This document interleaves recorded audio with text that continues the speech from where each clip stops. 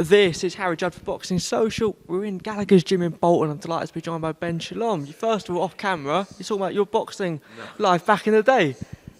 When you used to box? This was the first gym that I would come in.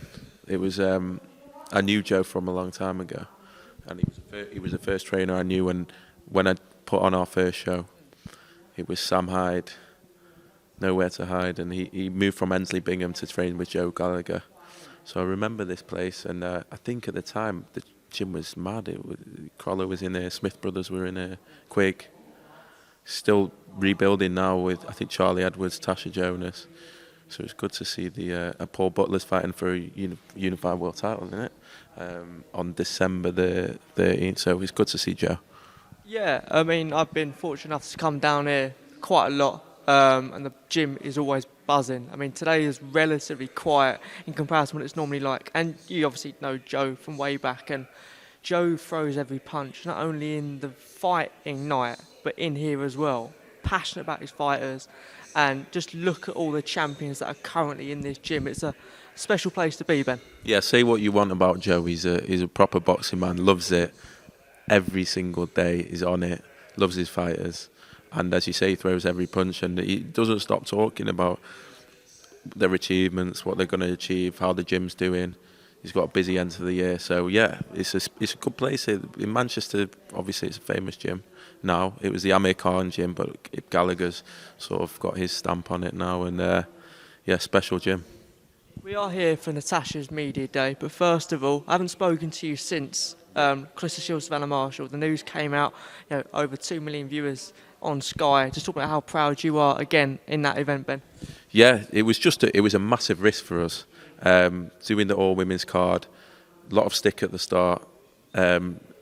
Even from Shields and Marshall, I think no one thought it could sell as well.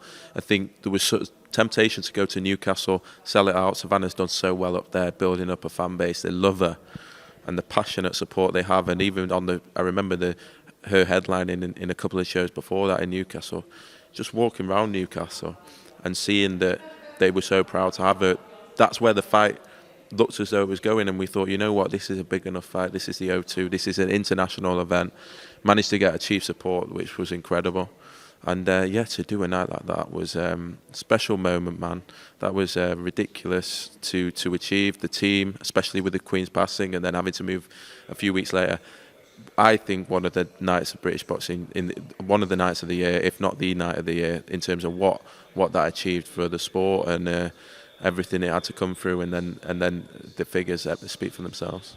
Yeah, I don't think there's any bad you can say about that event. It was absolutely incredible. Have you spoken to Savannah recently? I know you did a piece with Sky saying that this defeat and hopefully the rematch, she will be better than ever if that does come off. But have you spoken to Savannah recently? Yeah, I have. Look, she was devastated, which is good. It was a good sign for me because she's got a career high payday, unbelievable payday for her. She's become a star.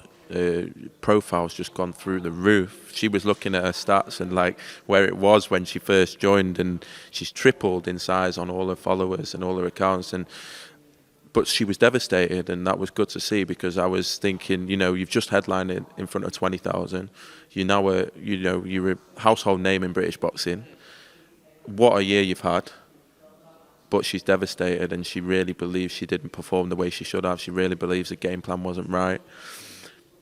Potentially she didn't deliver in the way that she could have, and so it's good to hear. She'll want some time off now, but she wants that fight. She wants a big fight. She's a winner. She knows there's more to come. But she should be proud of herself because what she did and what she's done over the past 12 months is phenomenal. And she's taken the sport to a different level. She fought the best that we've ever seen, who put on an incredible performance. I did not expect that from Clarissa. I know she's good, but she was out of her skin. She looked phenomenal. And Savannah will go back and feel that she can do a lot better. So yeah, spoke to him, spoke to Peter. Again, devastated, but they'll come back, and I can't wait for that. Yeah, she was devastated, but so professional, I think, the way she conducted herself in the ring after that defeat. Jane Couch wrote a quite compelling tweet in how well she come across, especially after that defeat. She put everything into that. You can't give anything away from either fighter in that. So again, credit to Savannah. I want to see the rematch. Again, is that something that hopefully we can get next, Ben? I think maybe one fight will have. Clarissa wants to stay in the UK.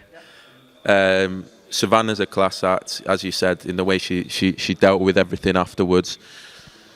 They'll fight again, 100%. That rematch will happen. It's the biggest fight for them both at that middleweight division, super middleweight division. There's no one on that level. Savannah feels she can come again. She feels that she can do a huge amount more, and that's what makes it exciting, and that's what makes you want to do the rematch. But I think they'll both look at something in the meantime. Clarissa will probably fight over here as well.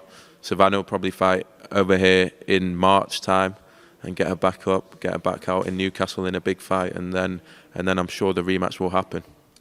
I said there was no negative against the event. The only thing that did come out, unfortunately, was the Alicia Gun and Michaela Mayer commentary, the Sky commentary. Can you make any comment on that?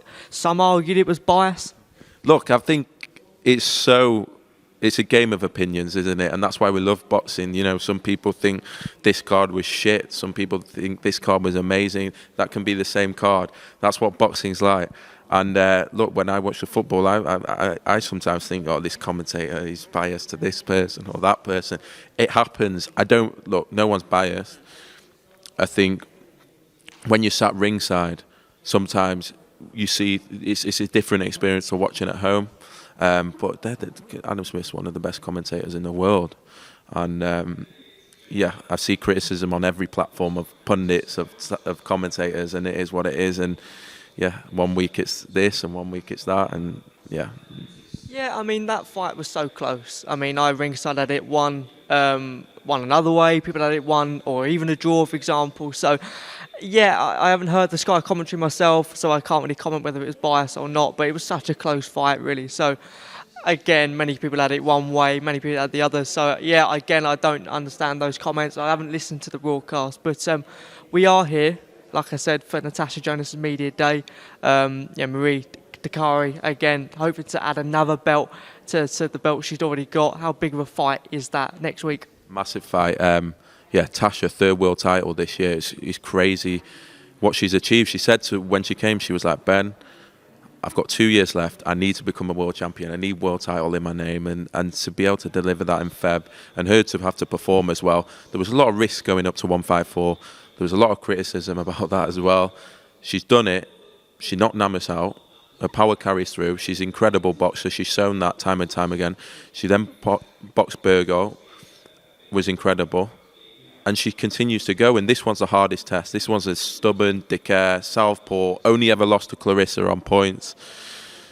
Knocked out Lozano in her last fight, stopped her. So it's a tough fight. But again, Tasha just wants the big fights. At this stage in her career, it's the biggest fights we can get for her. It's a third world title. It's a Ring Magazine belt. And after what we saw with Shields Marshall, it's another big night for women's boxing. And Tasha's one of the few that can really headline cards in the UK now. She's that popular. She's got that much of a fan base. We saw her in Liverpool. They'll be at the arena and on top of what will be a massive, massive night. Incredible story, going over to the US at a young age, playing football, having to move away from that due to injury, and then being the first female boxer to box in the Olympics. Again, huge platform, huge progression, and she's just coming on strength to strength, Ben. Yeah, been so unlucky in her career. Katie Taylor, very close fight. Terry Harper probably won. Took time out of the sport, became a mother, has come back, never got her opportunities. And then she's done it, and she just shows resilience. It shows talent will come out winning if you work hard, and she never gave up, and she's been phenomenal this year. One of the shining brights of British boxing this year. One of the real success stories. Amazing sporting family as well. It's an incredible family. I know, and her cousin Lee Jonas, who's just signed for Liverpool, I know him well. I go down and watch him. So it's incredible year for them. And Nikita Paris as well from the Euros. What a family they've got. And for Tasha to be doing this now is special. And a couple more fights, just the biggest names now. And next week will be massive. You obviously know Joe on a personal level. Joe has told me numerous times, I've probably told you numerous times, he's delighted in the way that Natasha's been treated here at Sky and Boxer. How pleased are you with the relationship and the progression that she's got with you guys? Yeah, we want fighters to trust us. They've got to trust us. If we came in, no one knew who we were. it's hard as a new promoter to show that you can get them the world title opportunities that they all want, that you can take them to the very top. And we had to work really quickly, and Tasha was one of them. Savannah was one of them as well. And the route that we've taken, the opportunities we got her, was very important for us and very important to Jo. It's a risky time in her career. With a year left, 2 years left, it's make or break. And she put her trust in us, and when she did that, that was it. And we've worked so hard to get the opportunities, but at the same time, she has to get in the ring. She has to take the risks. She has to step up in weight, and she's done it every time. Do you know a better candidate for Sports Personality of the Year, Ben? I've been at Steve Bunce has been pushing. Oh, you got there for me? Yeah. Steve Bunce has been pushing. Look, when you look at British boxing right now, who's achieved more this year? You can't, if any other sport, to do what she's done at her age, which she doesn't like me mentioning, and to potentially win 3 world titles in 1 year, it's incredible. It's great for the sport. Role model as well. Look, she ticks all the boxes. I think we've got to make sure that BBC see that. We lobby that, and it'd be incredible for a boxer to win Sports Personality. Can you put some clarity in the rumours that Clarissa Shields may be coming over to watch, Ben?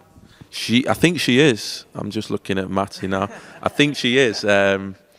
She loves it in the UK. She saw, like, we had her over here when she signed for us. Her first fight was in Cardiff, and she couldn't believe it. It was like a foreign land. You know, in the US, it's not the same. You know, in the UK, boxing is so big. Clarissa Shields is such a superstar that she felt that straight away, and that's why we managed to convince her to have the Marshall fight in the UK. She never wants to leave. You know, she knows this is where it's at for women's boxing. She knows she's the biggest name in women's boxing. She wants to be in the UK, and she'll be here, I hope, next week, hopefully doing some bits for us and Sky and things like that, and looking forward to her next fight, which inevitably will be in the UK.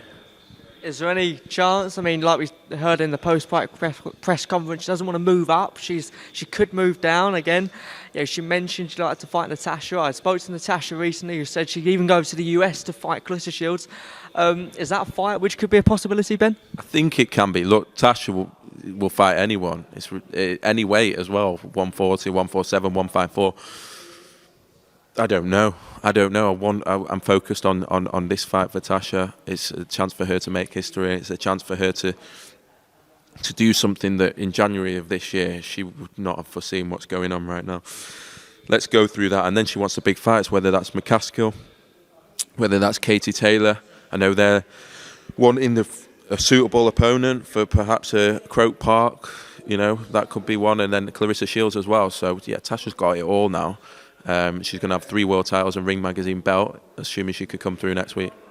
A fight you're very fond of on the bill, Fraser Clark, Sokolowski, huge fight. And finally, hopefully a big test for Fraser. Yeah, I mean, the stick we've got over his opponents is, I've never seen anything like it. I think, look, it's been taken on board. We've got a second opponent for this one because we can't have it happen again. He's had his opponents pull out twice, 2 days to go. And it ruins it for him, it ruins it for us. But this is a tough test, and we wanted to give Camel a full camp. We wanted to give him, when he can train properly, he's a proper fighter, and we've given him 8 weeks. We moved the fight back. It was going to be at the end of October, put him on this card. We want to see the best Camel. We want to see Fraser tested, and it's going to be a war, and it will be tested, and it's good for him. I mean, he is only in his 4th fight.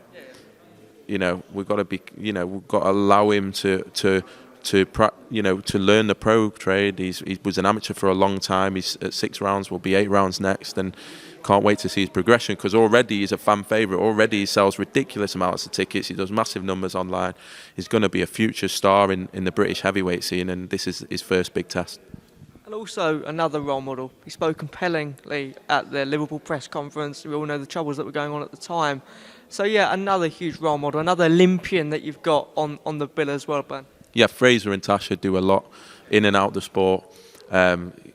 Unbelievable to be representing them. They're proper role models. And Fraser's going to be a star. Fraser, we can already see, we can't wait to headline with him next year in the Midlands and have a proper Brummie heavyweight that we feel that can go all the way. As I say, this is his first test. Brad Ray's also on the card in a very, very tough test. We have massive hopes for him, 23 years old. We look at Ricky Hatton and Anthony Crolla, and obviously we've got Jack Catterall now. We want to have fighters from Manchester, the Michael Gomez's, the guys that I grew up on when we used to come to the arena. Where are they now? And Clark Smith's here as well, who's in the Gallagher gym now. There's big hopes for him at 21 years old. Yeah, so Brad Ray in a tough test. Tyler Denny was in a war last time. An absolute war, and the card's unbelievable, I'll be honest. Tyler Denny against Brad Ray, Dalton Smith in an extremely tough fight for me against Casey Benjamin, his toughest test to date. Clark Smith, Fraser Clark against Sokolowski, Tasha against DeCare. It's a big card at the Manchester Arena, and obviously Ricky will see his return as well. Hoping for another big Manchester night after Joyce Parker. That was huge. Do you think this can top that? I think so. Look, there's Ricky Hatton is a cult figure over here. That will go on after the event. But I think, just looking at the card, it's got everything. It's got English title, British title, world titles. Fraser's coming back. There's a lot going on, and it's going to be an incredible night. Only 4 weeks away until Super Sunday in London. A great event for your young talent. Adam Aziz out again. Yeah, it's a great event. Yeah, Adam is one of those guys that we just think can go to the very top of the sport.